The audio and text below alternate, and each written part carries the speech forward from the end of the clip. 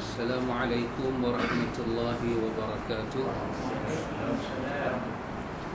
الحمد لله رب العالمين، نحمده ونستعينه ونستغفره ونعوذ بالله من شرور أنفسنا ومن سيئات أعمالنا. من يهده الله فلا مضل له ومن يضلل فلا هادي له. أشهد أن لا إله إلا الله وحده لا شريك له وأشهد أن محمدا عبده ورسوله. اللهم آتنا أنفسنا تقواها وزكيها أنت خير من زكاها أنت وليها ومولاها. آمين. أما بعد. الحمد لله ثم الحمد لله إخوة الإيمان. الحمد لله, dengan limpah kurnia daripada Allah kita boleh sambung majlis ta'lim. Kita sampai muka surat 260. Cuba mana? Iaitu kita masuk wajibnya mencintai dan meneladani Nabi Muhammad sallallahu alaihi wasallam. Ada dua perkara yang kita kena gabung di antara cinta dan mengikut. Ini disebabkan ramai orang mengaku cinta, tapi bila sampai bab nak ikut Nabi, rasanya macam ada kegagalan, tak lepas. Kita wajib mentaati Nabi sallallahu alaihi wasallam dengan menjalankan apa yang diperintahkannya dan meninggalkan apa yang dilarangnya. Ini dari segi kita punya ketaatan. Tapi kita kena ingat, ketaatan kita kepada Nabi, dia bermula dengan cinta. Kita mentaati Nabi, meneladani Nabi, dia berasaskan kepada cinta, sayang, kasih. Pasal itu selalu saya katakan, kalimah sayang dalam bahasa Arab kita panggil hub. Ha dengan ba, hub. Atas ba tu ada sabdu, hub. Apa makna hub dalam kamus Arab? Bila kata hub bermakna izharu al-mahabbatu lahu, menampakkan kecintaan yang berada dalam hati dengan memek muka, dengan bentuk tubuh badan, perkataan, menampakkan kesayangan. Kemudian bila orang mencela perkara yang kita cinta, kita menunjukkan pembangkangan. Itu nama dia hub. Kalau satu orang dia kata dia cinta satu orang, dia tak tunjuk, kemudian orang kritik kawan yang dia sayang, dia sengak. Ini tidak dipanggil hub. Yang ni mungkin kita boleh panggil kepala otak dia. Dia bukan hub ni. Dia bukan hub. Hub ni dalam bahasa Arab izharu al-mahabbatu lahu, mesti mengizharkan. Saya ingat kita mengaji tajwid, dia kata ada hukum izhar. Izhar dengan ikhfa lain, dengan idgham lain. Izhar ni apa dia? Kena zahirkan.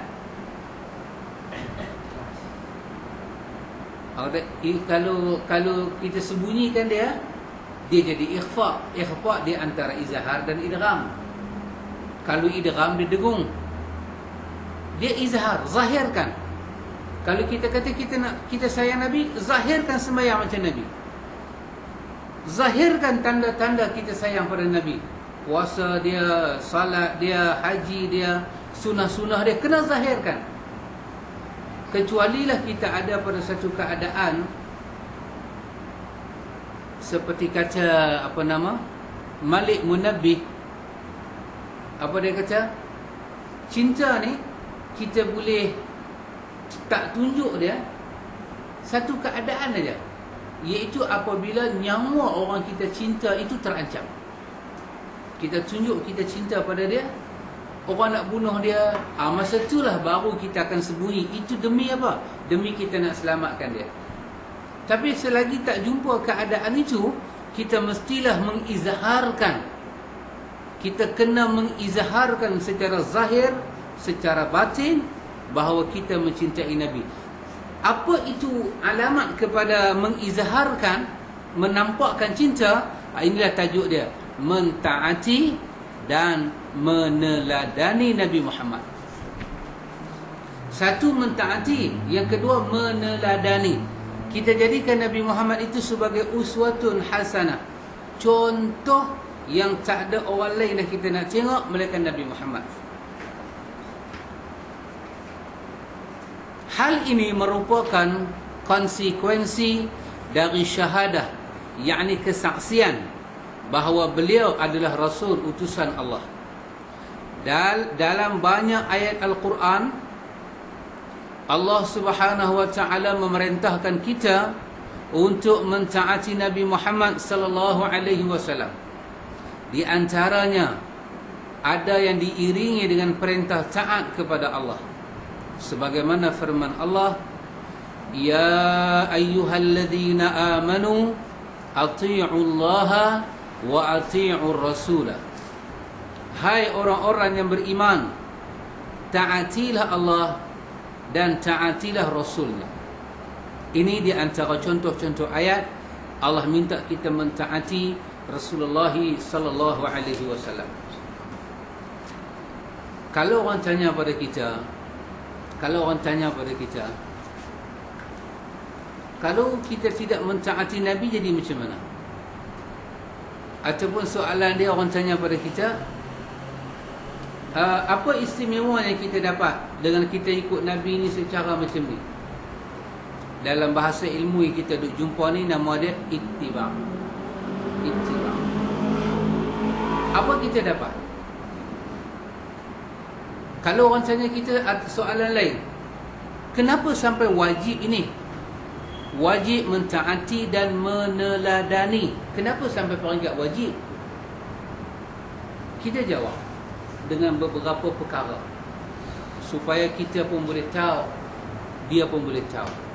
Satu, kita katakan, cuba kita tengok ayat pada muka surat yang telah berlalu tu, 258 itu, 258. Pada ayat ini, ayat yang bawah sekali itu, dia kata ittiba' kepada Rasulullah sallallahu alaihi wasallam hukumnya adalah wajib. Dan ittiba' menunjukkan kecintaan seorang hamba kepada Allah. Jadi kalau satu orang dia tak boleh ikut Rasulullah, Allah menafikan dia ada hubungan dengan Tuhan. Saya kata saya kenal Pak Karim, tak tahu Pak Karim bagi kita tak kenal saya. Habis betul. Lah ni saya tak serempak dengan Pak Karim, saya terserempak dengan orang lain. Kata nama Pak Karim, saya kata saya dengan Pak Karim kenal. Kami masa muda-muda, diorang dulu duk cinggir Yaksim sekali. Tapi tak terserempak dengan Pak Karim lagi. Orang kata, oh dia kenal Pak Karim, dia kenal. Tak tahu satu hari terserempak dengan Pak Amit. Pak Amit kata, Ustaz beranak tu bila, Pak Karim tu bila. Pecah lubang. Bila pecah lubang, boleh malu. Bila boleh malu, temberang tu keluar. Orang yang suka temberang orang ni, dia tak kenal, dia kata dia kenal. Ini nama dia pembohong.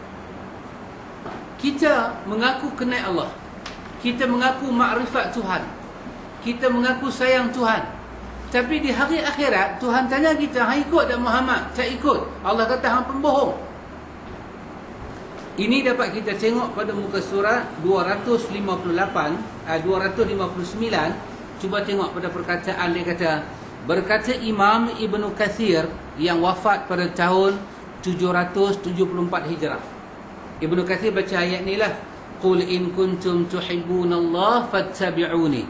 Katakanlah Muhammad, jika kamu benar-benar mencintai Allah, ikutlah aku. Ibnu Katsir menafsirkan ayat ini. Apa kata Ibnu Katsir? Ayat ini adalah pemutus hukum bagi setiap orang yang mengaku mencintai Allah namun tidak mau menempuh jalan Rasulullah sallallahu alaihi wasallam, maka orang itu dusta dalam pengakuannya tersebut, sehinggalah dia kembali mengikuti syariat dan agama yang dibawa Rasulullah sallallahu alaihi wasallam dalam semua ucapan dan perbuatan. Dia kalau orang kita kata apa kenapa sampai peringkat kena mencintai, mengikuti, mentaati, meneladani Rasulullah? Jawab dia, Tuhan tak iktiraf kita. Lah ni tak ada masalah lah pasal tak mati lagi. Lah ni tak ada masalah pasal bukan kiamat.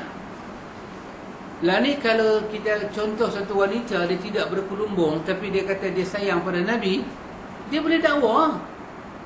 Tetapi dia jangan terlupa perintah menutup aurat itu datang daripada ajaran Rasulullah. Tiba-tiba dia tidak mentaati. Bila dia tidak mentaati, Ibnu Katsir kata ayat ini, ayat 31 Ali Imran ini menjadi pemutus. Ayat ini telah memutuskan hukum.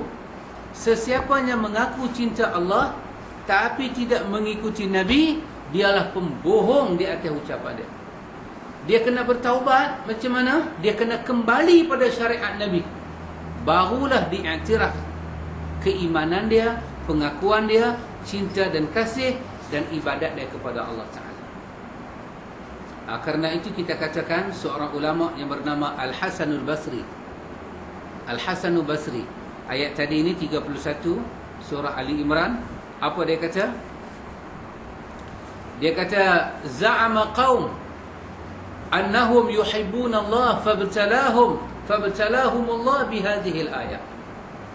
Mereka itu satu kaum yang mengaku mencintai Allah, tetapi mereka terlupa Allah telah menguji mereka dengan ayat ini. Orang mengaku beriman, orang kafir mengaku ada Tuhan. Kita kata kau mengaku ada Tuhan, maka Allah tak akan terima pengakuan dia sampailah dia kembali pada ajaran Nabi Muhammad. Kata Al-Hasan Basri, za'amal qaum, mereka telah mengaku, kaum itu telah mengaku apa dia? Tuhibbunallah, mereka mencintai Allah. Fabtalahumullah bihazihil ayah, mereka terlupa Allah uji mereka dengan ayat ini. Ayat suruh ikut Nabi Muhammad. Jadi setiap perkataan Nabi Muhammad mesti kita ikut. Salat dia, apa yang dia benarkan kita buat, apa yang dia tak benar kita tak buat. Apa yang dia suruh kita ikut dia selangkah demi selangkah, kita ikut. Apa yang dia benarkan kita ikut dia secara jauh, kita ikut. Macam hidup kita ni, dia benar kita ikut cara jauh. Dalam berpakaian, dia benar kita ikut cara jauh. Dia berjubah, kita tidak berjubah, dia benarkan. Dia berserban, kita tak berserban, dia benarkan. Itu kita nama dia benarkan kita ikut cara jauh. Tapi solat tak boleh. Solat dia suruh kita ikut selangkah demi selangkah. Orang putih kata step by step, satu-satu. Dia tak benarkan kita buat benda lain, dia suruh kita ikut dia juga. Maka jadi ayat ini ikhwatul iman telah menguji orang-orang yang beriman, sama ada dia benar-benar mencintai Allah ataupun dia tidak mencintai Allah. Jadi kita kena jawab pada orang ni. Kita kena jawab bahawa hubungan kita dengan Allah terputus kalau tak ikut Nabi Muhammad. Terputus. Kerana itu kita tengok para ulama salaf, perkataan mereka amat keras. Amat keras. Di antaranya kita baca dalam buku Al-I'tisam oleh Imam Syatibi. Dia buka satu bab bahayanya bid'ah. Apa dia kata bab ni dalam kitab dia? Imam Syatibi, dia kata daripada Huzaifah ibn al-Yaman. Daripada Huzaifah ibn al-Yaman. Kata Huzaifah, ini riwayat daripada Imam Syatibi, sesungguhnya sembahyang, puasa, jihad, haji, umrah daripada orang yang buat bid'ah tidak akan diterima sama sekali oleh Allah. Perkataan yang keras. Tapi adakah dia cakap lagu tu dengan tujuan dia nak hukum orang? Tidak. Dia cakap begitu, itulah ancaman Allah kepada orang yang berani beribadah dengan membelakangkan Nabi. Itulah keputusan agama kepada orang yang beribadah, sujud, rokok, jihad, nak membersihkan jiwa pada Allah, tapi tidak mengikut cara Nabi. Itulah jawapan dia. Jadi kita katakan kepada mereka, tidak boleh memisahkan diri kita dengan mencintai Nabi, mentaati Nabi, meneladani Nabi. Nabi keluar umrah, kita keluar umrah. Nabi keluar haji, meneladani.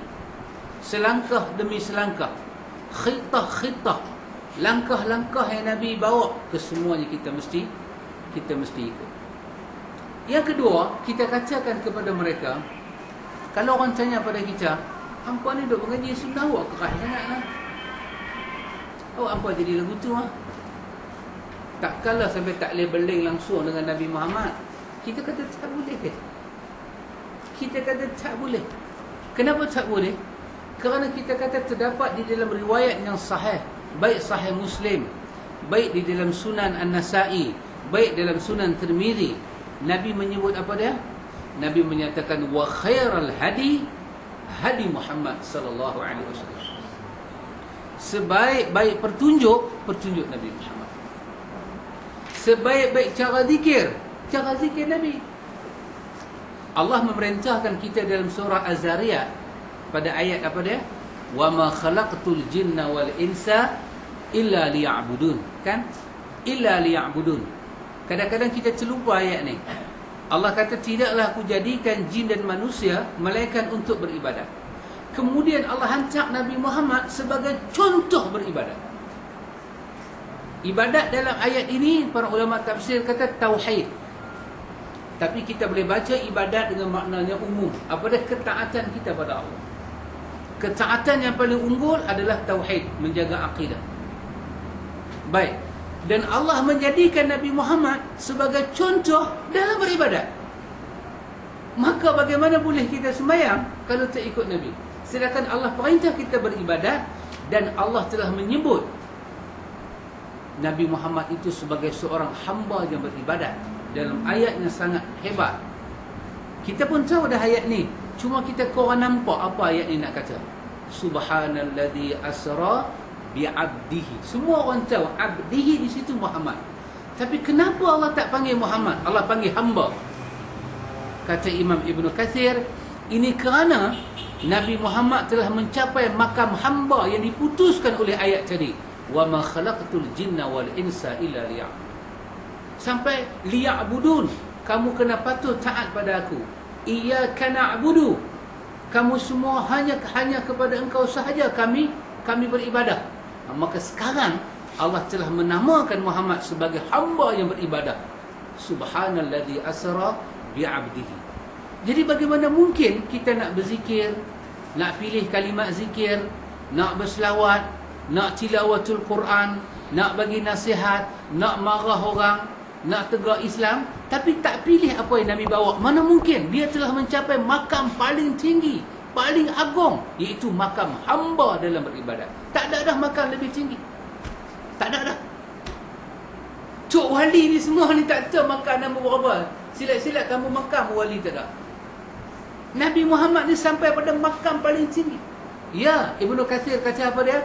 Sesungguhnya makam yang paling tinggi adalah makam hamba, dan Allah telah memberi makam itu pada Muhammad sallallahu alaihi wasallam. Bagaimana mungkin orang tu nak membersih diri, sedangkan orang yang dia ikut tak sampai makam hamba, Muhammad yang sampai makam tu. Bagaimana dia tinggal Muhammad, dia ikut orang-orang ni, dan dia bubuh nama wali Abdallah, wali Ghauslah, wali kepala otak dia lah, dia bubuh semua nama. Ini nama dia syaitan. Ini nama dia syaitan. Kan ada ayat dalam surah Baqarah kan, saya cek ingat ayat berapa, tapi kita selalu hafal ayat ni. Antara ayat 256 257. Saya rasa 257. Ayat selalu kita hafal. Apa Allah Taala kata? Allahu waliyul ladzina amanu yukhrijuhum minadh dhulumati ila nur. Tengok ayat ini, dahsyat ayat ini. Allah adalah wali. Tengok. Allah adalah wali. Allah wali. Apa makna wali? Allah tu pelindung. Allah lah yang jaga kita. Ini makna wali. Allah wali pada siapa? Allah wali pada orang-orang yang beriman. Macam mana Allah lindung orang beriman? Allah mengeluarkan orang beriman daripada zulumat kepada nur.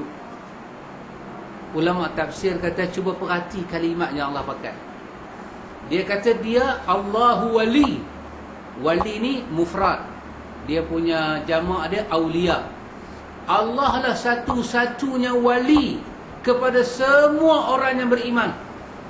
Allah mengeluarkan mereka daripada az-zulumat. Zulumat ni Allah pakai plural, Allah pakai jamak. Patut dia kata min zulmin, baru satu kegelapan. Tapi Allah guna zulumat. Apa dia zulumat?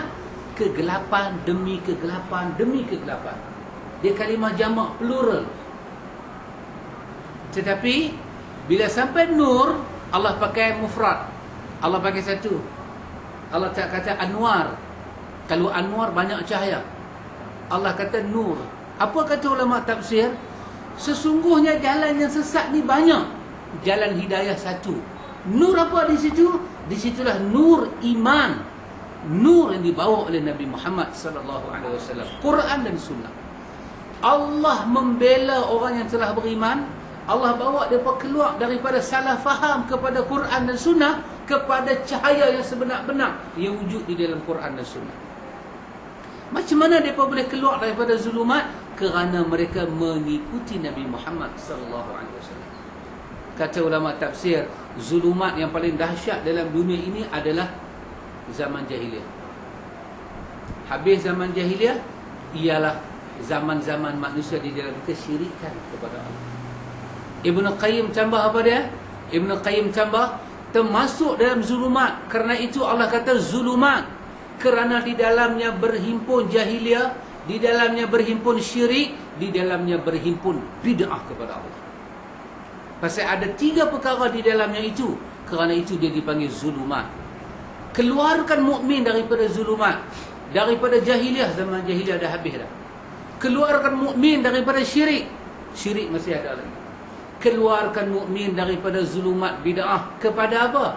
Ila nur, kepada satu cahaya, cahaya Quran, cahaya sunnah Nabi sallallahu alaihi wasallam. Karena itu Nabi menyatakan sebaik-baik petunjuk dia, dan dia telah sampai pada makam hamba. Wa ma khalaqtul jinna wal insa illa liya'budun. Lagi satu ayat kita doa apa itu dalam surah Lam Yakunin, wa ma umiru illa liya'budullaha mukhlishina lahuddin. Dahsyat ayat. Dan tidaklah mereka diperintah, Allah perintah kita hamba-hamba beribadat kepada Allah, melainkan diminta ikhlas. Kemudian kata ulama tafsir, Allah telah hantar Nabi Muhammad sebagai contoh ikhlas yang paling dahsyat dalam dunia. Nabi Muhammad telah sampai pada makam hamba dan makam keikhlasan seorang hamba pada Tuhan dia. Bagaimana kau boleh tinggal beribadat cara ini? Subhanallah. Kerana itu saya katakan, hanya sunnah Nabi boleh mencelikkan kita apa itu ajaran sesat. Orang sayang Nabi, dia berzikir, terhoyang-hayung badan. Kita kata Nabi Muhammad sampai makam hamba, dia telah sampai makam ikhlas yang tak ada manusia boleh sampai makam tu. Adakah dia berzikir lagu tu? Dia kata apa salahnya? Jangan tanya apa salahnya. Kita tanya balik, apa salahnya berzikir cara Nabi? Terhoyang-hayang bila dia berzikir lagu tu? Hanya sunnah boleh mengenalkan manusia apa itu kesesatan. Tapi di atas nama zikir, manusia berzikir. Kalau tengok dalam YouTube kan, zikir merapu ni saya katakan sampai masuk dalam istana. Istana Pasir Dua Putih. Sampai masuk dalam istana. Sampai raja pun tengok orang berzikir. Dan raja tidak ada ilmu untuk menolak ini cara zikir yang sesat. Kerana orang sentiasa bercerita tentang ikhlas, orang cerita wali tu, orang cerita tentang muraqabah, orang cerita wali ni. Tapi orang tak pernah tahu Quran diturunkan kepada Nabi dan ditanya kepada Aisyah, bagaimana akhlak Nabi? Aisyah jawab apa? Ataqra'ul Quran? Kamu tanya kat aku bagaimana Nabi? Ataqra'ul Quran? Kamu tak baca Quran kah? Soalan kamu ini Quran telah menjawab. Wa innaka la'ala khuluqil azim. Kana khuluquhul Quran.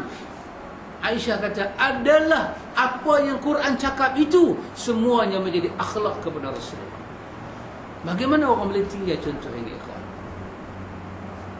Itu kita jawab kepada mereka kerana contoh Nabi adalah yang terbaik. Petunjuk Nabi, petunjuk yang terbaik. Sangat-sangat terbaik. Wa khairal hadi, hadi Muhammad. Yang ketiga, kita katakan kepada orang yang tak nampak sunnah ni, butakah kamu ayat yang kamu baca? Tak nampakkah ayat Quran yang kita baca? Ayat Quran apa? Ayat 107 surah Al-Anbiya. Ayat sangat pendek, semua orang hafal. Apa ada dalam ayat itu? Subhanallah. Pasal itu kita minta pada Allah, jangan tutup mata hati kami ya Allah daripada melihat ayat-ayat itu. Kita apa ayat ni Pak Amir kan? Semua kita apa Pak Karim? Ayat apa? Wa ma arsalnaka illa rahmatan lil alamin. Apa ini? Sampai Allah guna bahasa macam tu. Tadi wa ma khalaqtul jin, dia guna wa ma. Yang ni pun dengan step yang sama, dengan format yang sama. Wa ma arsalnaka illa rahmatan lil alamin. Allah. Dan tidaklah kami utus engkau di situ. Allah boleh kata wa ma arsalnahum. Hum itu merujuk pada semua nabi. Tidaklah kami utus mereka. Hum, mereka kan. Siapa mereka di situ? Humul anbiya, semua para anbiya. Tapi tak. Kerana kita umat Quran, diturunkan Quran, Allah kata wa ma arsalnaka. Ka di sini, siapa berani kata lain daripada Nabi? Wali mana masuk dalam ka di sini? Tak ada. Nabi seorang. Keluarga Nabi tak masuk, isteri tak masuk, orang lain siapa tak masuk. Dia seorang masuk. Dan tidaklah kami utuskan engkau Muhammad illa, melainkan satu sebab, rahmatan lil alamin, supaya Quran yang kami turunkan kepada engkau dan sunnahnya ada pada engkau itu merahmati sekalian alam. Subhanallah. Macam mana manusia boleh tak terpandang ayat ini? Apa kata Imam Qurtubi? Apa kata Imam Ibn Kathir?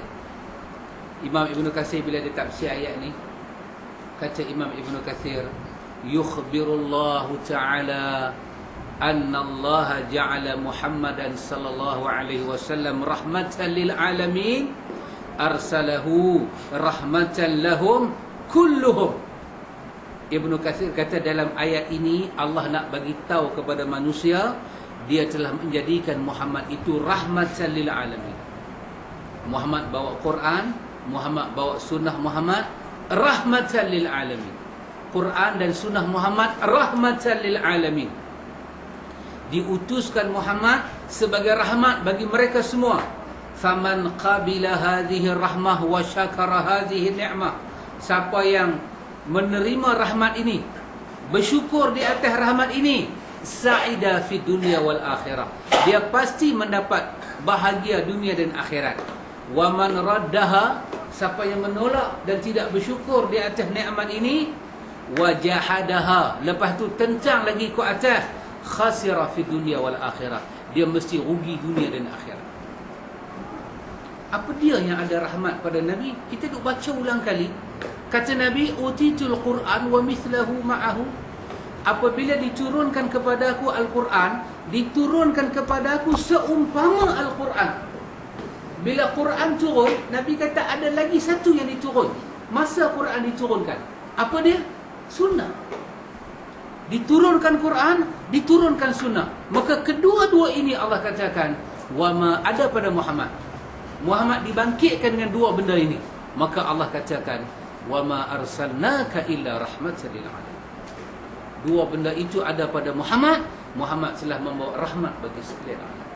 Siapa yang bersyukur, mengambil nikmat ini dengan syukur, dia mesti bahagia dunia dan akhirat. Dia mesti bahagia dunia akhirat. Siapa yang tolak, tidak bersyukur, tidak mengambil rahmat ini, dia mesti rugi dunia dan akhirat. Ibnu Katsir kata apa dia? Lebih rugi. Wajahadaha, dia tentang ke atas, lagilah dia rugi. Kenapa ikhwan? Kerana yang Nabi bawa itu adalah barakah. Sesiapa yang tak ikut Nabi, dia telah memutuskan barakah dalam amal dia. Selalu saya katakan apa dia? Satu orang tu, 60 tahun dia hidup, tiba-tiba dia mati, tak pernah kenal sunnah. Kita kata Allahumma ghafir lahu warhamhu wa'afihi wa'afu anhu. Ramai orang macam tu. Kita kata Allahumma ghafir lahu warhamhu wa'afihi wa'afu anhu. Kenapa? Dakwah tak sampai pada dia. Nanti urusan Tuhan dengan hamba-hamba dia sendiri. Bukan urusan kita nak kata apa pada orang mati. Tetapi kita katakan, semasa dia hidup, dia dengar sunnah tu apa dia? Dia ambil perangai macam Iblis. Perangai apa dia? Allah tanya dekat Iblis, hang dengar perintah aku sujud pada Adam. Hang nampak sendiri bila aku buat Adam dengan tangan aku suruh malaikat kata kat aku, kenapa nak buat Adam? Semua ni Iblis duk tengok. Dia lebih awal daripada Adam dia wujud. Iblis tengok. Aku kata kepada malaikat, aku lebih tahu daripada hamba. Maka aku tunjuk satu drama. Aku suruh malaikat sebut nama benda-benda ni semua. Malaikat tak ada sebut. Aku kata apa? Wa'allama Adamal asma'a kullaha. Aku bagi ilmu pada Adam. Adam boleh sebut satu-satu. Asma'a kullaha. Nama semua benda dalam dunia Adam boleh sebut. MP3, MP4 Adam dah sebut. Asma'a kullaha. Nama semua. Bukan nama satu benda. Asma' dia pakai jamak.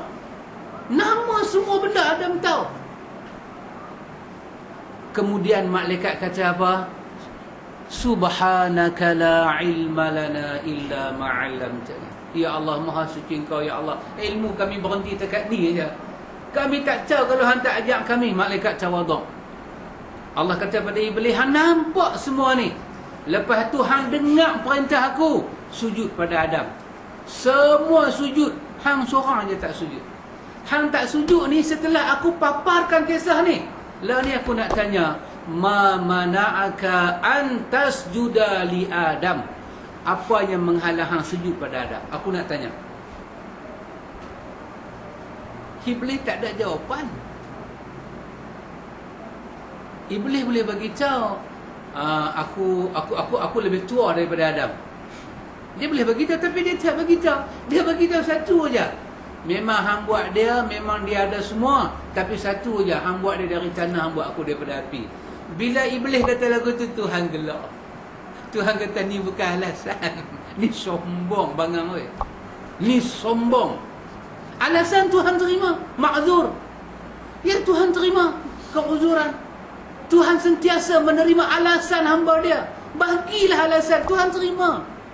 Pasal apa hang semain duduk tak larat? Ya Tuhan terima. Pasal apa hang tak keluarkan zakat? Duit tak ada? Ya Tuhan terima. Hatta bunuh orang. Pasal apa hang bunuh dia? Saya tak sengaja. Allah bagi keampunan. Tapi bila kata aku tak terima dia, dia daripada puak tanah, kami daripada puak api, terus Allah katakan. Allah kata dah. Tidak, ini bukan alasan. Abah, hang sebenarnya tak mau. Pasal apa? Wastakbara, hang sombong. Dan hang tahu istikbar itu perangai aku. Sombong itu adalah hak aku. Maka Allah kata apa? Wa kana minal kafirin. Hang adalah orang yang kafir pada aku. Yang ni kita kata, dia masa hidup, dia dengar pasal Quran, dia dengar pasal sunnah. Kita terang buih mulut. Kalau doktor tengok kita terang, doktor kata kita kena sawan ni. Buih mulut. Tapi tak kena sawan, penerangan. Kita cerita bid'ah bahaya, kita cerita sunnah ini syarat Allah terima ibadat. Kita beritahu keutamaan Nabi. Manusia tak ada apa-apa. Walaupun orang tabal jadi wali, tak ada apa-apa. Wali itu kelebihan seseorang yang tidak dijadikan hujah beragama. Wali itu orang saleh, warak dia, zuhud dia, warak dia. Bukan agama ambil daripada wali. Zikir, semayang, puasa dari Nabi. Dia dengar, tiba-tiba dia mati, dia tak ikut. Yang inilah Nabi sebut, wa kullu bid'atin dalalah wa kullu dalalatin finnar. Dia kena. Dan kita bertanya, apa yang menyebab kau tak boleh ikut Nabi kau? Apa pasal? Apa pasal? Hang bagi satu pasal, melainkan jiwa dia tak percaya sungguh. Dia takut orang pulau majlis kenduri kahwin dia, anak-anak dia. Dia takut orang tuduh dia dengan macam-macam nama. Jiwa dia resah itu lebih dia imani daripada apa yang dia dengar daripada Allah dan Rasul. Pasal itu dalam surah Ibrahim ayat 28-29, setelah Allah kata Nabi Muhammad itu rahmatan lil alamin, Allah guna satu kalimah, alam tara alladhina baddalu ni'matallahi kufra wa ahallu qaumahum daral bawar jahannama yaslaunaha wa bi'sal qarar. Sangat dahsyat. Ibnu Katsir ambil ayat ini sebagai syarahan kepada ayat 107 Al-Anbiya tadi. Wa ma arsalnaka illa rahmatan lil alamin. Dia tafsir dengan ayat ini, ayat 28-29 surah Ibrahim. Tidaklah kami utus Muhammad malaikat rahmat. Lepas tu dia kata, kalau orang itu menolak Muhammad, menolak Quran, menolak sunnah, dia menolak nikmat yang patut dia syukur. Maka dia kena ayat ni, alam tara, tidakkah kamu melihat alladzina baddalu ni'matallah, orang-orang yang Tuhan beri pada mereka nikmat. Baddalu ni'matallah, tiba-tiba dia tukar nikmat Tuhan dengan kufur. Apa makna kufur? Dia tolak Nabi Muhammad. Ibnu Katsir kata, kerja yang dia buat ini, kata Allah Ta'ala, wa ahallu qaumahum daral bawar, dia telah perosok diri dia dan kaum dia ke dalam tempat yang paling buruk dan celaka. Apa dia? Jahannama yaslaunaha, dia akan diperosok dalam neraka Jahannam. Wa bi'sal qarar, itulah rumah yang paling buruk yang dia akan terima. Pasal apa? Dia tolak nikmat paling besar, nikmat Nabi Muhammad sallallahu alaihi wasallam. Karena itu ikhwatul iman, kita kena bagi penjelasan kepada orang kita. Dia tak dengar ke ayat Allah Ta'ala kata, ayat pendek surah Nun tadi ataupun surah Qalam. Dia ada dua nama, surah Nun pun orang panggil, surah Qalam pun orang panggil. Wa innaka la'ala khuluqil azim. Khuluqil azim. Ibnu Katsir kata, setengah daripada terjemahan kepada wa innaka la'ala khuluqil azim dibaca dengan kha bagi dhammah khu, merujuk kepada apa dia? Merujuk kepada cara dia hidup, akhlak dia. Dan akhlak Nabi seperti Aisyah kata tadi, khuluquhul Quran. Apabila orang itu menolak Nabi, dia menolak Al-Quran. Menolak Al-Quran, menolak kalam Allah, maka tidak ada iman boleh disemai dalam hatinya. Seperti Imam Bukhari bagi ingat, kalau benda tu sahih daripada Nabi, bukan Imam Bukhari, Imam Abu Hanifah bagi ingat, kalau benda tu sahih daripada Nabi, kata sepatah, ala ra'si wal ain, ala ra'si wal ain. Ini kata Imam Abu Hanifah Nu'man. Kalau benda tu sahih daripada Nabi, katalah ala ra'si wal ain, di atas kepala aku junjung. Orang apa, zaman hantu Melaka, dia kata apa Pak Mik? Di atas batu jembala dia, di atas batu jembala patik, di atas batu tuanku patik junjung, di atas batu jembala patik. Junjung batu tu, last sekali tinggal batu feringgi je. Batu apa menterak dengan batu ban, batu K. Batu K pun dah boleh pada Riancih buat je mana. Ya, ini dia kata Abu Hanifah, idza qulta, apabila dikatakan kepada kamu, hadza min nabiyikum, ini daripada nabi kamu, sahihan thabitan, memang sahih, memang sabit pada sanad dia dan pada matan dia, kata Abu Hanifah, ala ra'si wal ain, aku junjung dia atas, ala ra'si wal ain, aku terima, aku surrender, aku tak lawan. Tetapi kalau dikatakan ini pandangan mereka, bukan daripada Nabi, ini pandangan, kata Abu Hanifah, humur rijal fa nahnu rijal, kita orang biasa, mereka juga orang biasa, mari kita berhujah. Tapi kalau dari Nabi, tak ada, tak ada dah. Pasal itu kalau orang tu dia rasa berat nak ikut Nabi, dia kena istighfar. Nabi Muhammad ini, kata para ulama, Allah beri pada dia dua barakah. Satu barakah ma'nawiyah, satu barakah hissiyah. Allah bagi kat dia, yang tak ada kat kita. Barakah ma'nawiyah ni apa dia Pak Mek? Barakah ma'nawiyah ni, hidup dia tu orang boleh nampak barakah. pada gerak-geri dia, perbuatan dia, barakah. Ini nama dia barakah ma'nawiyah. Sebagai contoh, dalam masa tu nak pergi perang apa dia? Perang Khaybar. Perang Khaybar adalah hadis Bukhari. Perang Khaybar. Nabi kata apa dia? Nabi kata, Nabi pegang bendera perang kan. Aku akan bagi bendera ni kepada orang yang Allah akan tentukan tangan dia membawa kemenangan. Bila para sahabat dengar lagu tu Pak Amin, para sahabat duk harap, oh mudah-mudahan akulah, mudah-mudahan akulah. Tiba-tiba Nabi tanya, mana Ali? Mana Ali? Dia pun kata, ya Rasulullah, Ali tak ada. Mata dia sakit dua-dua. Dalam hadis Bukhari. Sakit dua-dua. Nabi kata sakit. Orang nak perang dia sakit. Apa ni? Nabi panggil ni. Panggil Alimah. Alimah dengan mata yang sakit. Apa Nabi buat? Nabi kata, Ali tengok aku. Kan kita sakit mata tak mau tengok orang. Lepas ni kan kita percaya. Kita percaya penyakit boleh berjangkit. Nabi kata tidak ada penyakit yang boleh berjangkit. Kalau kawan tu kena, memang Allah nak bagi dia kena. Tak ada penyakit boleh berjangkit, Nabi kata. Nabi kata, Ali tengok muka aku, tengok mata aku. Bila Ali tengok mata Nabi, terus Nabi ludah. Nabi ludah belah kanan, Nabi ludah belah kiri. Nabi kata, Ali, pegang bendera ni. Allah akan tentukan kemenangan Khaybar di atas tangan kau. Ali duk kelipar lagu tu. Ali kata, aku rasa macam tak pernah sakit mata. Kata Imam Bukhari, ini nama dia barakatul ma'nawiyah. Barakah ma'nawi. Sahabat boleh tengok secara makna mereka nampak barakah tu.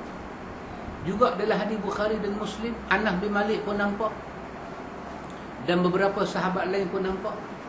Sahal bin Sa'id pun nampak. Apa dia? Sahabat nak pergi ke Hudaibiyah. Sahabat nak pergi ke Hudaibiyah daripada Madinah kan, mereka tersekat perjanjian Hudaibiyah. Mereka rengkuh perjalanan tu macam mana Pak Karim? Dalam hadis kata, mereka jalan daripada Madinah mai ke Mekah, sampai tekak mereka ni dah tak ada ayat liaq. Bila sahabat nak telan ayat liaq ni punya sakit, di kalangan sahabat menangis. Dalam hadis Bukhari kata menangis macam anak kecil. Tak ada ayat. Allahu Akbar. Mereka pergi nak buat umrah Pak Mit. Main dengan puak-puak jahat musyrikin ni buat perangai tak bagi masuk. Orang Arab ni dia ada, orang Arab ni kalau dia keluar daripada rumah, dia bawa pedang. Itu tanda dia bersedia lawan bila-bila masa. Tapi kalau dia keluar rumah, dia bawa pisau kecil-kecil, itu tanda dia tak perang. Yang tu kira nak sembelih makan-makan lagu tu. Maka Nabi keluar mai umrah, Nabi bawa pisau kecil, tak bawa pedang. Sebagai petanda, bukan main perang, main nak buat ibadat. Puak-puak ahli Mekah jahat ni, musyrikin, dia buat dajil, kita kata. Dia tak bagi masuk, dia sekat sahabat bila sampai yang kita tengok Masjid Hudaibiyah tu kan. Tak boleh telan ayat. Kita buat kuliah je, sikit macam nala ayat. Sikit macam nala ayat. Ya. Tak boleh sahabat menangis macam anak kecil lapar. Nabi SAW bila sampai Hudaibiyah, Nabi kata apa dia? Nabi kata kepada para sahabat, Nabi kata, Nabi punya uncang ayak tu dia tak minum lagi. Tak, sahabat semua dah minum sampai tak ada dah, kering tekak. Jadi bila sampai ke Hudaibiyah, masuk waktu semayang, Nabi buka nak ambil uduk ah. Nabi buka nak ambil uduk, lepas tu Nabi tanya sahabat, hampa punya ayak mana? Dia pun kata tak ada dah Rasulullah. Bila kata tak ada, ayak mata turun macam budak-budak. Nabi tengok-tengok sahabat dia jadi macam tu. Kata sahabat Nabi Sahal bin Sa'id, Anas bin Malik pun cerita dalam kes lain, Nabi memasukkan tangan Nabi ke dalam bekas ayak Nabi. Kata sahabat Nabi, kami nampak di celah jari Nabi memancar ayak. Memancar ayak. Kami nampak dengan mata kami ayak memancar. Subhanallah.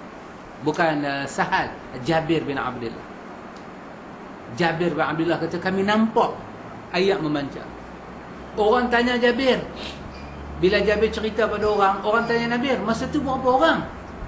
Jabir kata, kalaulah pada masa tu ada 100,000 orang, ayak tu masih berbaki boleh minum. tetapi jumlah kami masa tu hanya 1,500 orang. 1,500 orang. Tapi kalau ada 100,000, dalam hadis Bukhari kata, semua boleh minum air. Ini nama dia apa? Barakah ma'nawiyah. Ini nama dia barakah ma'nawiyah. Abdullah bin Atiq dalam hadis Bukhari. Dalam hadis Bukhari, Abdullah bin Atiq patah dia punya betih. Orang tu bagi apa, tulang kering ya? Patah. Tak boleh jalan. Dia ambilkan serban dia, ikat kuat-kuat. Orang bawa dia jumpa Nabi. Nabi tengok Abdullah bin Atiq. Nabi kata, apa hal? Dia kata, patah ya Rasulullah, tak boleh jalan. Kata Abdullah bin Atiq, aku sangat mencintai Allah dan Rasul. Nabi pegang tempat patah.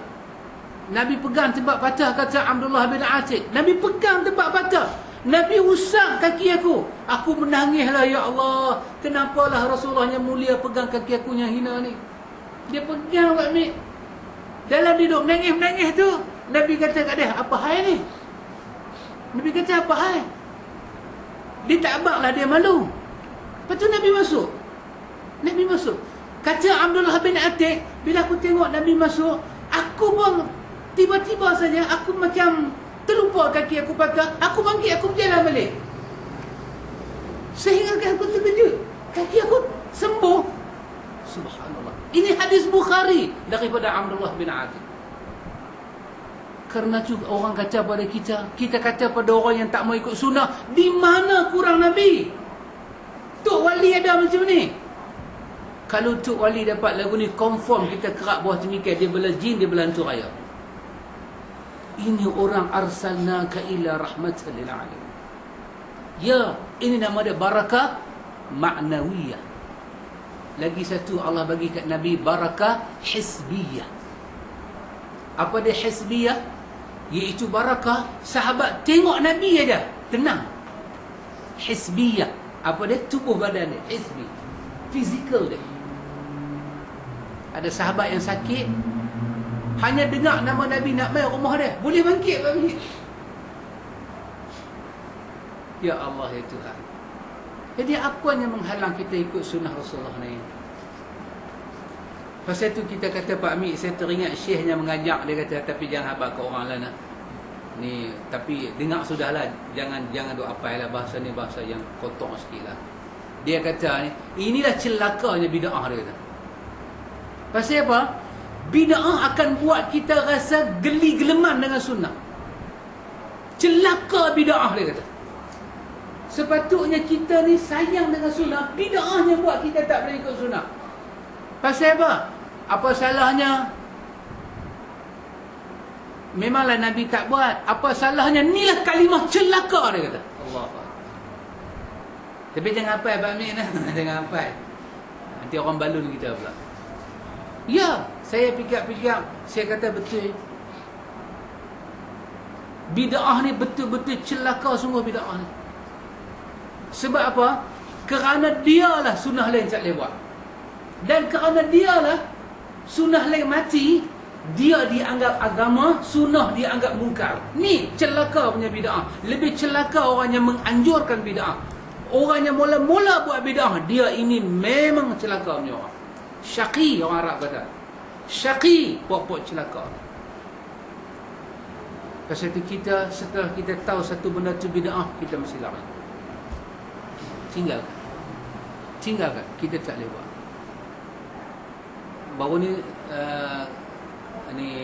dalam kuliah tazkirah maghrib saya, sahabat tu tanya saya. Dia kata, salah ke baca doa awaitun akhir tahun? Pasal saya tengok dia pun baru first time kita pergi ceramah kat situ. Saya ingat mereka ni seperti kata orang Melayu, buah cempedak di luar pagar, ambil galah tolong jolokkan. Taknya jolok jatuh buah cempedak tu, kan? Jadi saya kata kat dia, saya kata abang, boleh tak doa awaitun akhir tahun bila masuk satu Muharram, kan malam maghrib tu orang bang, kita biasanya sebelum bang baca satu, lepas bang baca satu, kan. Saya kata boleh tak buat lagu ni? Kalau nak buat sangatlah.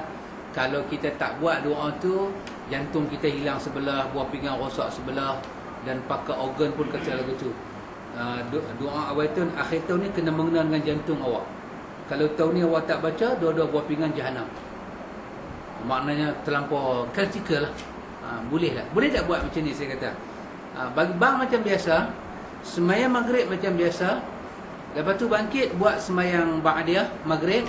Lepas tu tiap-tiap kita ni berdoa masing-masing. Ya Allah, tahun baru dah masuk, aku hang bagi setahun lagi panjang umur, aku syukur pada hang ya Allah, aku minta baik-baiklah tahun ni. Masing-masing mulut minta macam tu lepas maghrib. Boleh tak abang? Saya tanya, boleh tak buat lagu tu? Dia kata boleh lah nak buat, tak ada masalah. Tapi dia kata kita duk buat lagu lain. Saya kata, abang, ulama kita tak melarang kita baca doa, tetapi tasyabuh tak boleh. Apa dia tasyabuh? Kita meniru cara puak-puak sesat baca doa. Siapa puak-puak sesat yang baca doa macam kita baca? Puak-puak Syiah. Mereka nak sambut Karbala. Mereka minta 1 Muharram tu selamat sampai 10 Muharram. Itulah time dia baca. Dekat-dekat nak maghrib dia baca, dia sebut nama Imam 12. Kita tak sebut. Pasal kita bukan Syiah. Tapi pasal apa pergi ambil time dia? Dalam hadis kan Nabi kata, jangan sembahyang bila matahari naik, jangan sembahyang bila matahari jatuh. Pasal apa? Tak mau tasyabuh beribadat, kata Ibnu Taimiyah. 2 waktu ini waktu musyrikin memuja berhala-berhala. Jangan kamu sujud Allah time itu. Betul-betul time tu nak jatuh, jangan, Nabi kata. Tunda saat sembahyang kamu. Allah. Tasyabuh tak boleh. Tasyabuh fiqah tak boleh. Tasyabuh akidah lebih-lebih tak boleh. Pasal tu kita katakan kembali ikut Nabi kita Muhammad sallallahu alaihi wasallam, ikhwatul iman. Tengok. Allah Ta'ala berfirman, dan masih banyak lagi contoh-contoh lain. Di samping itu terkadang perintah tersebut disampaikan dalam bentuk tunggal, tidak dibarengi kepada perintah lain, sebagaimana firman Allah, man yuti'ir rasul faqad ata Allah. Barang siapa taati Rasul, maka sungguh dia telah mentaati Allah. Ini semua ayat-ayat yang minta kita tengok bagaimana Allah memuliakan Nabi dia Muhammad sallallahu alaihi wasallam. Sangat Allah Taala memuliakan Nabi dia Muhammad sallallahu alaihi wasallam. Firman Allah, wa ati'ur rasul la'allakum turhamun. Dan taatlah kepada Rasul supaya kamu diberi rahmat. Mana ada wali di sini? Rasul. Rasul. Allahu Akbar.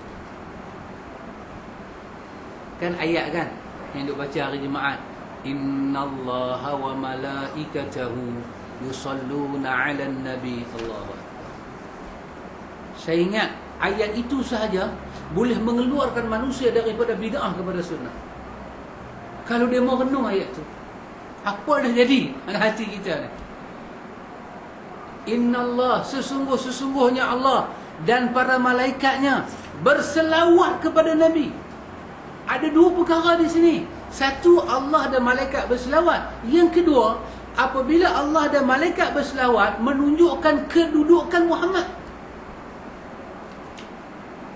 Yang ketiga, ayat ini menunjukkan punya tinggi Nabi Muhammad. Sampai ya ayyuhalladzina amanu sallu alaihi wa sallimu taslima. Mukmin, orang mukmin, tunggu apa lagi? Kamu pun berselawat. Allah suruh mukmin selawat. Selawat dekat siapa? Selawat dekat Nabi. Salam dekat siapa? Salam dekat Nabi. Masa Nabi hidup, sahabat boleh kata assalamu alayka ya Rasulullah. Hari Nabi dah wafat, kita salam juga kat Nabi. Macam mana? Allahumma salli wa sallim ala nabiyina Muhammad.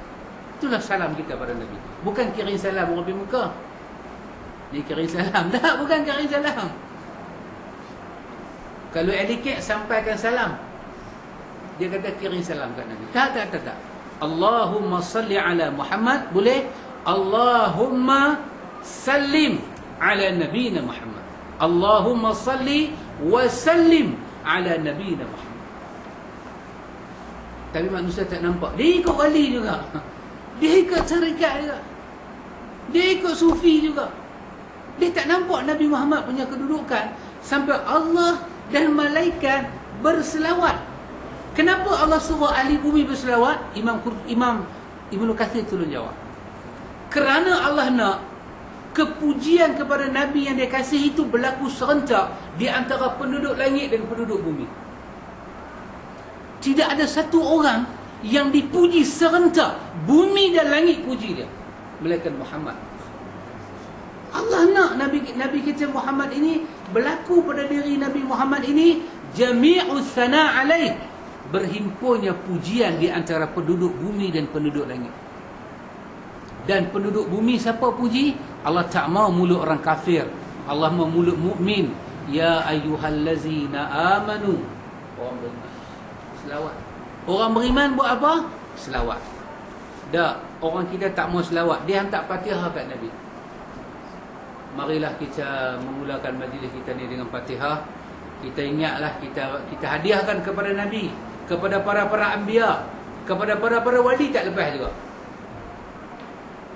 Allah bukan suruh hantar Fatihah dekat Nabi. Quran daripada Al-Ahzab ini suruh kita selawat, dan kena selawat itu orang beriman. Dan Allah bagi tahu sebelum orang beriman selawat, Allah dan malaikat di langit berselawat. Jadi kenapa kita tak boleh ikut insan ni? Ditengok di sini dia kata Allah Taala berfirman, wa ati'ullaha war rasul la'allakum turhamun. Dan taatlah kepada Rasul supaya kamu dirahmati Allah. Tengok, kamu taat pada Rasul, kamu akan dirahmati oleh Allah. Kita jumpa orang, kita kata Assalamualaikum warahmatullahi wabarakatuh. Kita kata Assalamualaikum, salam dari Allah ke atas kamu, rahmat Allah ke atas kamu, dan barakat Allah ke atas kamu. Jadi kita bayang tiga perkara ni. Salam apa dia? Keselamatan dalam hidup. Rahmat apa dia? Rahmat ni kasih sayang Tuhan. Barakah ni apa dia? Barakah ini dengan makna penambahan dalam hidup. Jadi bila kita bagi salam ni, layak ada manusia lain dapat. Assalamualaikum warahmatullahi. Kadang-kadang yang bagi salam kat kita tu isap rokok tangan. Adakah rokok di tangan menghalang kita jawab? Dia juga perlu untuk dapat rahmat Allah untuk tinggal rokok. Dia perlu dapat rahmat ilahi untuk tinggal rokok. Kita jawab Waalaikumsalam warahmatullahi wabarakatuh. Kadang-kadang perempuan-perempuan tak tutup aurat, tak kemas. Kiamat tak pakai tudung. Habis kenal dia hormat orang tua-tua. Assalamualaikum pakcik. Kita dah tengok-tengok dia ni pakai macam mana. Kalau mengaji tasawuf tak boleh jawab. Pasal apa tak boleh jawab? Pasal dia dalam murka Tuhan, mana boleh dapat rahmat. Tapi sunnah suruh jawab. Pasal tu saya kata celakanya tasawuf ni. Ilmu tasawuf ni ilmu celaka. Dia buat kita tinggal sunnah Nabi. Kata Imam Syafi'i, ditulis oleh Imam Baihaqi dalam Manaqib Syafi'i. Nanti buku tu kita jumpa rumah Pak Long. Bab tasawuf kan. Syafi'i kata, siapa belajar tasawuf pada waktu duha, dia akan bodoh sebelum lohong. Tasawuf membodohkan manusia. Mengaji tasawuf kena etuk wali. Nabi mana Nabi dengan sahabat? Tak ada. Tak jumpa dalam tasawuf. Mengaji tasawuf jadi bodoh. Sanad tak penting, matan tak penting. Dalam tasawuf hadis palsu pun tak apa, hadis dhaif pun tak apa, hadis sahih pun tak apa. Tapi kalau boleh hadis palsu, bagus sikit. Kata Imam Syafi'i dalam Manaqib Syafi'i, ditulis oleh Imam Baihaqi, kalau kamu belajar tasawuf pada waktu duha, kamu akan bodoh, tak sempat masuk zuhur. Punya cepat bodoh tu mat. Ya. Quran kata jawab, Assalamualaikumussalam warahmatullahi wabarakatuh. Kalau yang bagi salam kat kita tu orang kafir. Dia kafir, tapi dia manusia. Dia perlulah hidup selamat. Dia perlu tak dapat rahmat Tuhan supaya dia dapat Islam. Dia perlu tak barakah, apa dia penambahan hidup lebih baik. Perlu. Jawab. Waalaikumsalam warahmatullahi wabarakatuh. Ya. Kita jawab barakah. Pada ayat ini Allah tolong jawab. Di mana ada ibu barakah? Allah kata, dan taatlah kepada Rasul supaya kamu dirahmati Allah. Barakah dan rahmat itu ada pada taat Allah dan Rasul. Pasal itu dalam bab akikah, kita mengaji sunnah dalam bab akikah. Apa kata ulama? Kita anak kita beranak-beranak mai hari ke-7, besok hari ke-7 ha. Ini hari ke-6 ha. Kita tengok hari ke-7. Kita dapat anak perempuan, kita nak kena sekok kambing ha. Tengok-tengok harga kambing dia kata dalam RM800, dalam poket ada 50 ha. Besok hari ke-7. Ulama sunnah kata apa? Keluar daripada rumah pada waktu malam, pergi retuk rumah orang beriman, pinjam pada dia 750 untuk tegakkan sunnah. Nescaya kamu akan diberkahi oleh Allah. Untuk menegakkan sunnah, para ulama hadis membenarkan kita meminjam duit orang. Kenapa? Quran kata, taatlah kepada Rasul, nescaya kamu akan dirahmati Allah. Setiap sunnah Nabi ada rahmat, dan setiap bid'ah ada kecelakaan. Lawan pada rahmat, kesesatan. Lawan pada rahmat apa dia? Kesekat. Tersekatnya qati'ur rahmah, terpotongnya rahmat daripada Allah. Sampai boleh pinjam duit Allah. Kita tak mau pinjam lah. Tetapi untuk menegakkan sunnah boleh pinjam. Dan katalah kawan tu RM50 nak pakai RM750. Kebetulan malam tu kita nak keluar zakat, dia boleh dapat zakat untuk menegakkan sunnah Nabi. Dia dipanggil orang miskin demi menegakkan sunnah Nabi. Dia masuk dalam fi sabilillah. Menegakkan sunnah Nabi, dia masuk di mana? Fi sabilillah, dalam Asnaf yang ayat 60 surah Taubah sebut itu. Allah. Tapi bid'ah tak masuk sabilillah. Sabili syaitan, jalan syaitan. Terkadang pula Allah mengancam orang-orang yang derhaka pada Rasulnya. Ini sangat menarik. Allah mengancam orang yang derhaka pada Allah dan Rasulnya. فَلْيَحْذَرِ الَّذِينَ يُخَالِفُونَ عَنْ أَمْرِهِ أَنْ تُصِيبَهُمْ فِتْنَةٌ أَوْ يُصِيبَهُمْ عَذَابٌ أَلِيمٌ. Maka hendaklah orang-orang yang melanggar perintah Rasul takut akan ditimpa fitnah, yakni cobaan hidup, atau ditimpa azab yang pedih. Artinya, hendaklah mereka takut jika hatinya ditimpa fitnah.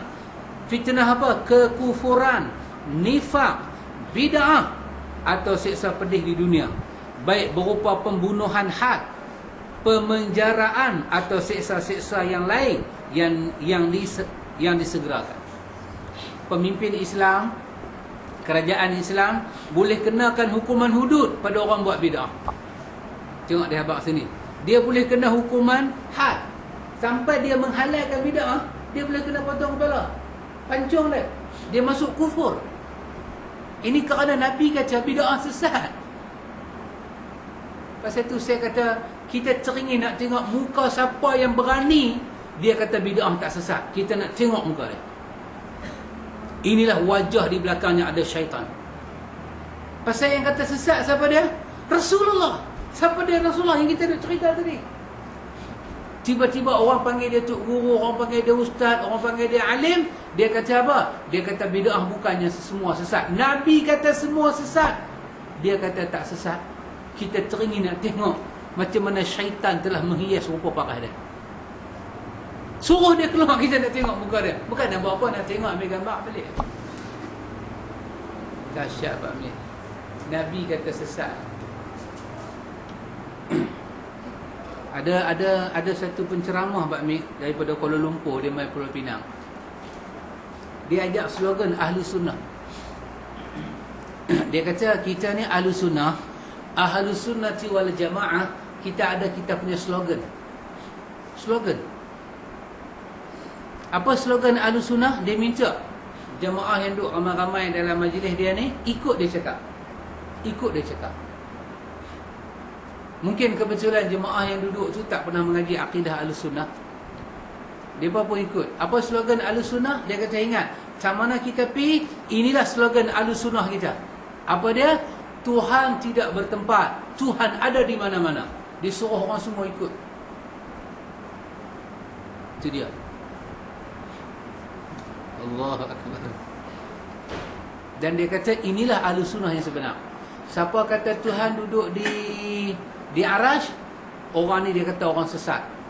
Sebab tak layak Tuhan duduk. Pasal apa contoh? Anjing duduk, babi duduk, dia bagi contoh. Anjing duduk, babi duduk, binatang duduk. Kalau kita pun duduk, kalau Tuhan pun duduk, Tuhan setara dengan anjing, dia kata. Allah. Kalimah dia cakap itu akan kembali memakan diri dia. Demi Allah. Demi Allah. Kita mengaji dalam Al-Ibanah, apa kata Imam Abu Hasan? Allah bersemayam. Dia kata, balik dalam pimpinan Ar-Rahman itu, Jabatan Perdana Menteri itu berkeluar, dia tulis Tuhan bersemayam di atas arash, kan? Bersemayam tu dia kata potong, sebab makna bersemayam duduk. Potong, bubuh, Tuhan menguasai arash. Jom, berani tak berani? Kita dalam baru nak tengok muka dia, keluar ada sekok Jebon nama dia. Ya, berani bawa akidah yang keluar daripada Islam, berani kata tu Islam, dan berani label Ahlus Sunnah wal Jamaah yang sebenar. Betul lah ini perangai Yahudi. Apa dia? Yuharrifu kalimat an mawadhi'ihi, mengubah kalimat daripada tempat dia, mengubah. Ini betul-betul perangai Yahudi. Bila Tuhan kata hintatun, Yahudi kata, Allah kata hittatun, Yahudi kata hintatun. Mirip. Allah kata hittatun, ha, ta marbutah. Hittatun. Yahudi kata hintatun. Antara ha dengan ta dibubuh nun. Ini nama dia nun Yahudi. Dia kata hintatun naghfir lakum.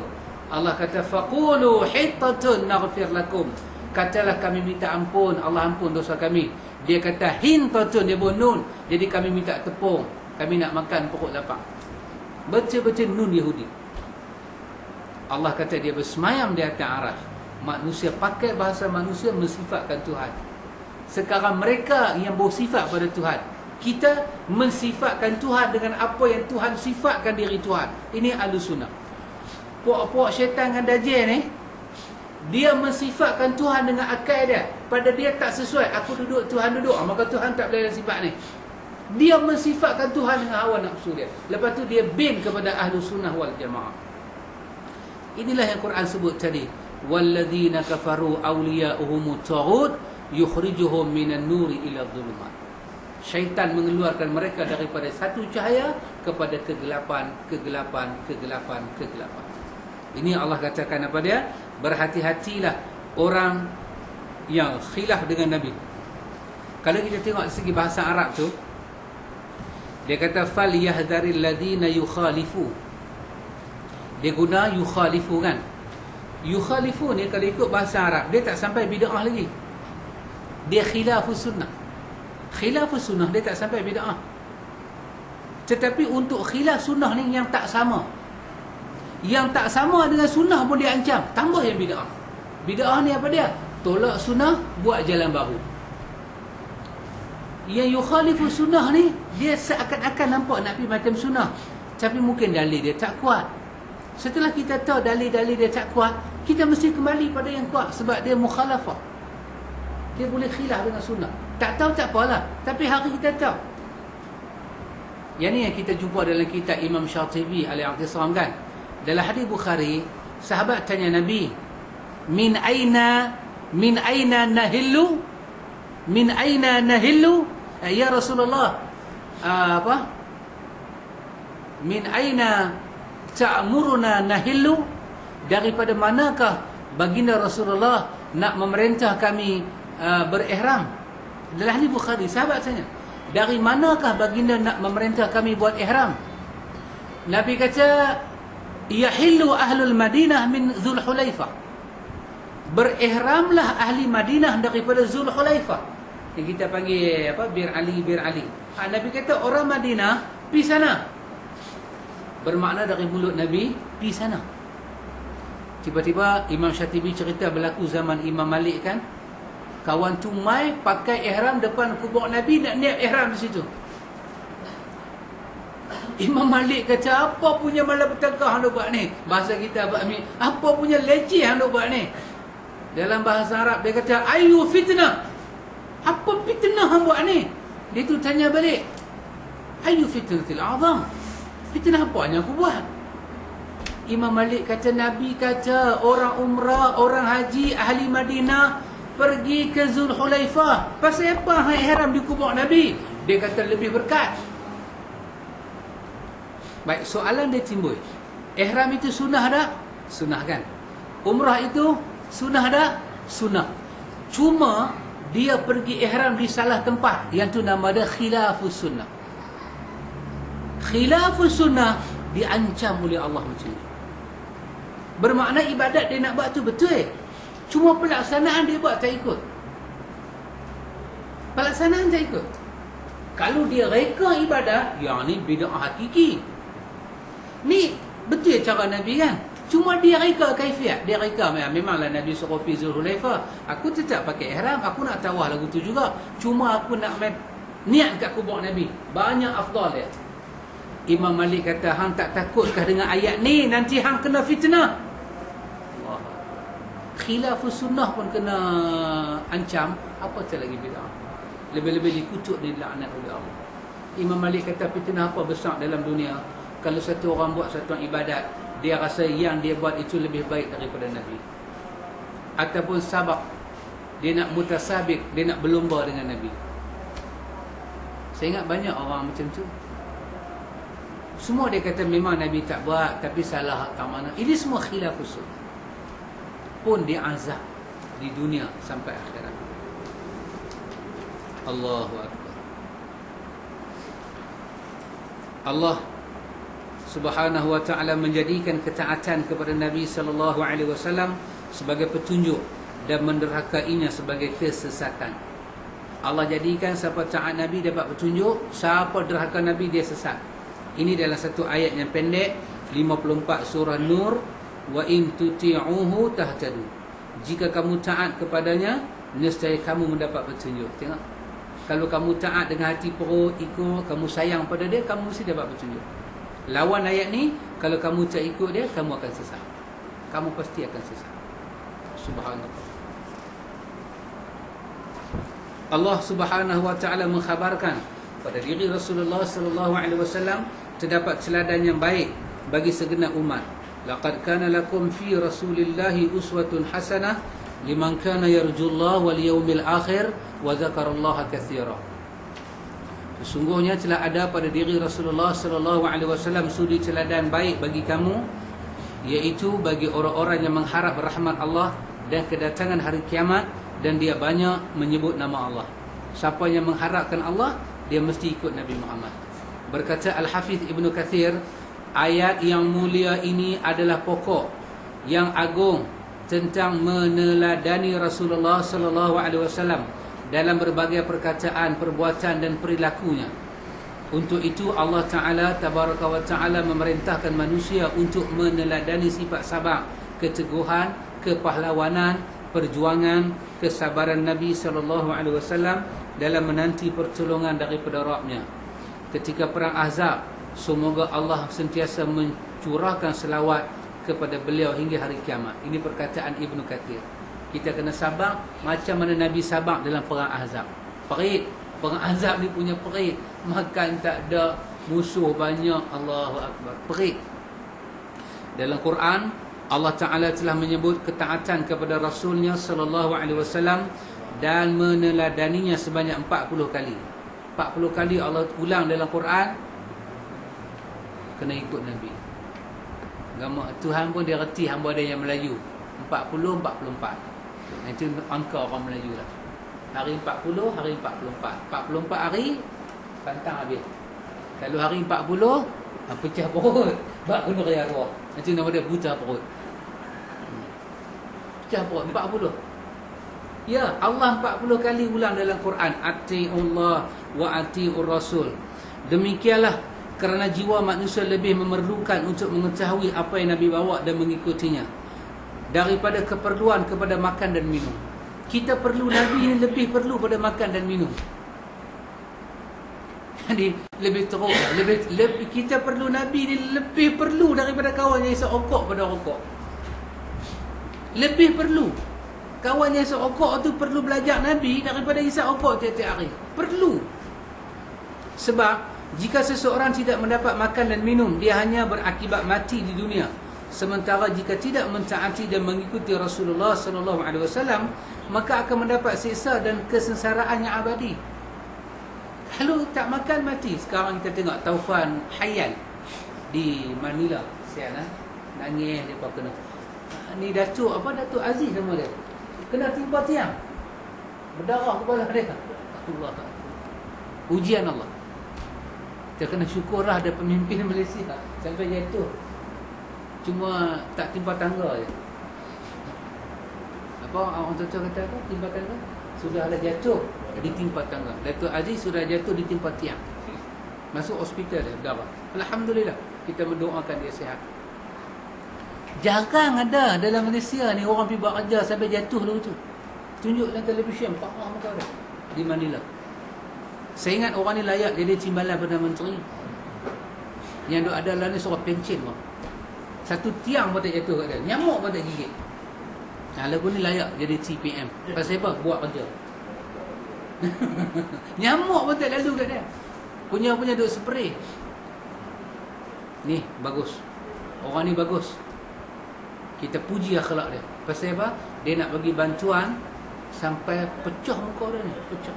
Bukan main-main. Oh yang tu kira sakit sungguh tu. Darah. Orang Manila menangis. Ya, itu bencana dunia. Tetapi bencana akhirat sengsara dalam api neraka. Pasal tak ikut Nabi SAW. Nabi SAW memerintah agar kita mengikutinya dan melakukan berbagai ibadah. Dan hendaknya ibadah itu dilakukan sesuai dengan cara yang beliau contohkan. Beliau SAW bersabda, "Sallu kama ra'aitumuni usalli." Salatlah sebagaimana kalian melihat aku salat. Nabi suruh kita contoh. Dia bersabda, "Lita'khudhu anni manasikakum." Hendaklah kalian mengambil tata cara haji kalian daripada aku. Ini semua hadis sahih, riwayat Bukhari dan Muslim. Lepas tu Nabi kata apa dia? "Man 'amila 'amalan laisa 'alaihi amruna fahuwa raddun." Barang siapa yang melakukan satu amalan yang tidak ada dalam urusan agama kami, maka amal itu tertolak. Dia kata lagi, "Man raghiba an sunnati falaysa minni." Barang siapa benci sunnahku, maka dia bukan dari golongan aku. Allah. Dan masih banyak lagi dalil yang menunjukkan perintah mengikuti Nabi SAW dan larangan menyelisihinya. Tak boleh selisih dengan Nabi. Tinggal. Allah takkan tanya di hari akhirat esok, kenapa kau selisih manusia dan kau ikut Muhammad? Allah seronok kalau kita tak ikut orang, ikut Muhammad. Tapi yang Allah akan tanya, kenapa kau ikut orang, kau tinggalkan Muhammad? Ya. Ikhwan, saya katakan dengan keras, Pak Amir, ajaran yang paling jahat dalam dunia ni adalah ajaran yang berasaskan kepada sufi dan tasawuf. Sangat jahat. Kenapa? Dari situlah manusia belajar meninggalkan sunnah. Hanya semata-mata nak suci hati. Sedangkan mereka terlupa ayat-ayat yang kita baca tadi. Akhlak dia paling tinggi. Dia telah capai makam ibadat, makam hamba. Dia telah capai makam ikhlas. Allah kata akhlak dia comel. Dan Allah memerintah manusia dan jin untuk mencontoh dia. Bukan kata kita yang kena contoh dia, manusia dan jin. Jadi bila orang tu mengaji tasawuf, pemikiran dia terbang ke alam fantasi kena Datuk Ali. Ya. Kita belajar bab ziarah kubur kan. Abu Bakar adalah pemimpin orang Islam yang pertama lepas Nabi wafat. Abu Bakar adalah imam yang pertama muslimin. Dia masuk masjid Nabi hari-hari. Kata Imam Malik, hari-hari dia masuk masjid Nabi. Dia ziarah kubur Nabi sekali je. Dia tak ulang-alik depan tu. Bahkan kalau dia lalu ke depan kubur Nabi, dia tak tengok pun kubur. Dia tak bagi salam kat Nabi. Kerana dia menjaga sunnah Nabi. Ya. Tapi bila mai mengaji pokok ni, nak bersih hati Pak Min, dia pergi ziarah makam Tok Wali.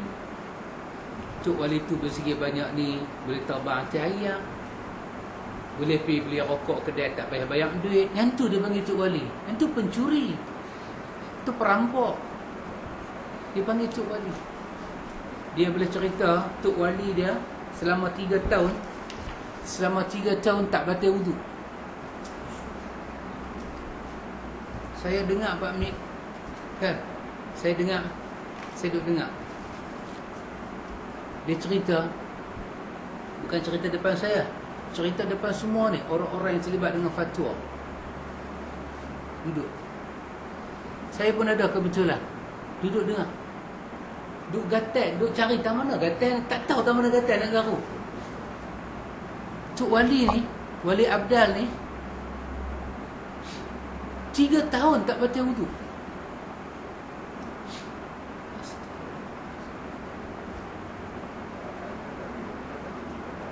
Maknanya penyakit lah tu. Tapi dia percaya. Dia percaya. Yang hadis duk cerita Nabi mandi, Nabi kencing, Nabi berak. Hadis cerita semua tu. Bangkit tidur, berwuduk, batal wuduk, Nabi tayamum.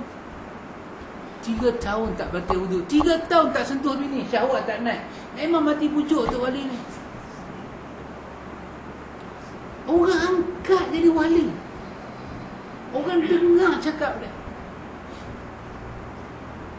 Ya Allah ikhwan, satu pihak kita dengar orang cakap lagu tu, kita teriak. Kita mampu teriak, kita terkejut. Dia julang manusia ni lebih daripada patut dia beriman pada Allah dan Rasul. Patut, tak patut. Kerja yang tak patut.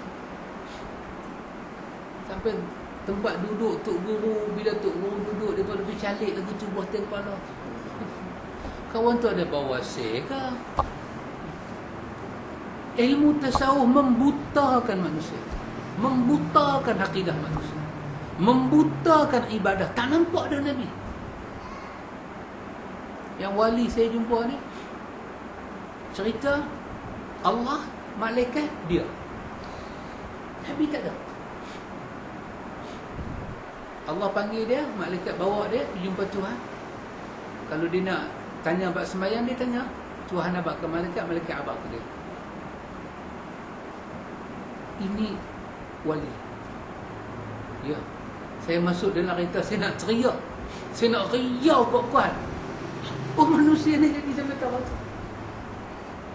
Tapi orang-orang yang kata mengaji tasawuf semua ni pergi rumah mereka.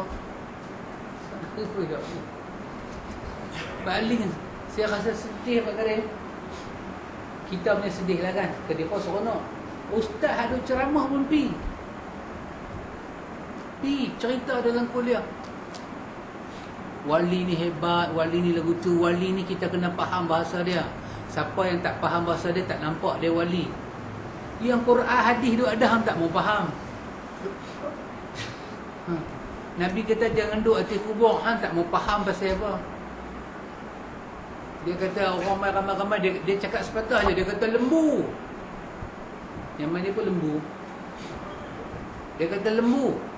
Bila dia kata lembu sepatah, orang yang duduk di luar ni semua faham. Ada yang main dengan hajat nak buat kenduri, kenduri lembu. Ada yang hajat main nak menega, menega lembu. Oh dia kata wali ni cakap satu, dia sentuh semua peribadi orang. Habis kita duk cerita Nabi Muhammad tadi ni apa dia. Pasal itu saya katakan, ini saya cakap peribadi, saya tidak takut orang Islam minum holy water Kristian. Saya tidak takut. Sebab ayat tu tak boleh buat apa-apa.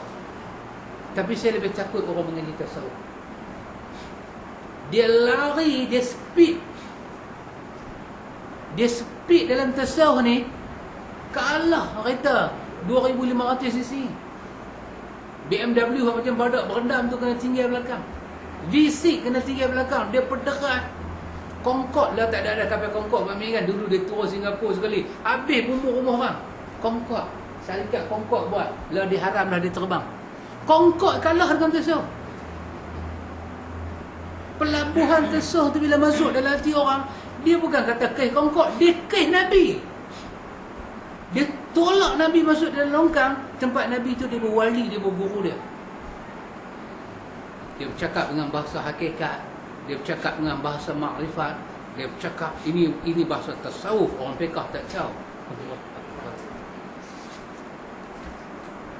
Subhanallah ya ikhwan. Pasal itulah kita dok terang siang malam pagi petang. Perjumpaan-perjumpaan kita macam ni kita terang. Ini dah dasar-dasar kita mengenai cara beriman kepada Allah. Kalau tak mengaji macam ni, kita tak ada beza. Lepas ni kita masuk bab anjuran berselawat kepada Nabi. Macam mana yang kata nak selawat kepada Nabi? Macam cara ya Hanana ke? Selawat apa Nabi suruh selawat ni? Selawat syifa ke? Tafrijiyah ke? Selawat apa Nabi suruh? Buat majlis haul Nabi ke? Marhaban pun selawat juga. Marhaban. So, saya kata kita pernah, mungkin zaman saya dulu lah kita belajar kan, terang-terang kan dalam marhaban dia sebut marhaban jaddal Husaini, marhaban jaddal Husaini, selamat datang Tok Hasan, Tok Husain.